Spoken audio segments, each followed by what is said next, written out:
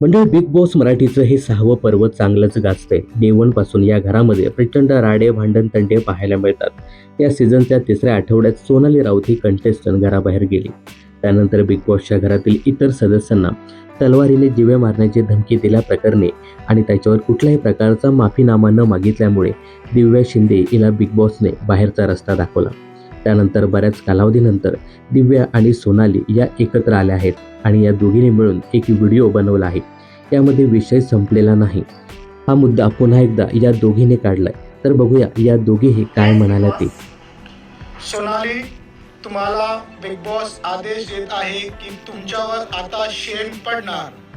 Big boss, मी शेण घेणार नाही. मला माहिती आहे लोकांना मला शेणात बघायचंय. मी नाही घेणार. करा नॉमिनेट. विषय संपला. अरे बाबू, आता विषय सुरू झाला.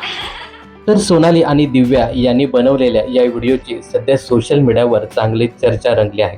तर या दोघींना एकत्र पाहून तुम्हाला काय सांगायचं हे कमेंट्स करून नक्की सांगा.